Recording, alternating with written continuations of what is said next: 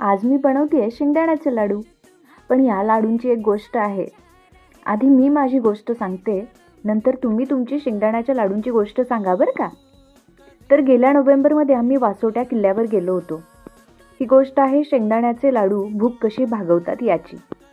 आमच्यासोबत लहान मुलं होती म्हणून मी हे लाडू सोबत घेतले होते. थोडं अंतर गेल्यावर लहान मुलं झोपून गेली. त्यांना घेऊन वर चढणं अवघड जात होतं.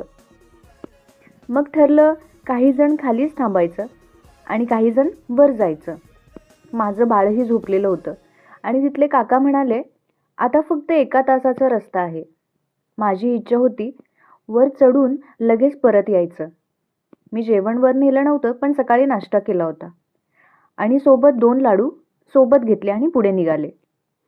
थोडं पुढे गेल्यावर मला वाटलं आता थोडी एनर्जी कमी पडते आणि भूकही लागते.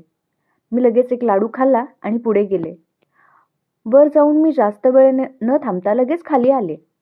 तोपर्यंत माझं बाळ नुकतंच उठलं होतं आणि गंमत म्हणजे शेंगदाण्याच्या लाडूंमुळे मला अजून भूकही लागली नव्हती. ना माझी एनर्जी कमी पडली होती, ना मला दुसरं काही खाण्याची गरज पडली.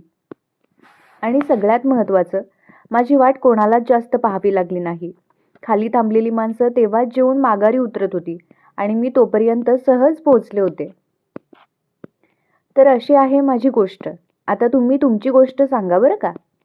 तुम्हाला असा कोणता पदार्थ माहिती आहे जो खाल्ल्यावर खरंच भूक भागते आणि एनर्जीही देते? आणि हो, तुम्हीही हे शेंगदाण्याचे लाडू नक्की करून बघा. मग तुमचाही नक्की विश्वास बसेल की या लाडूंनी खरंच भूक भागते. इतका सोपा पदार्थ, करायला सोपा, खायला खूप चविष्ट आणि पौष्टिक असं मस्त कॉम्बिनेशन आहे हे. असा पौष्टिक आणि चविष्ट कॉम्बिनेशन असलेला पदार्थ तुम्हाला माहीत असेल तर कॉमेंटमध्ये नक्की सांगा.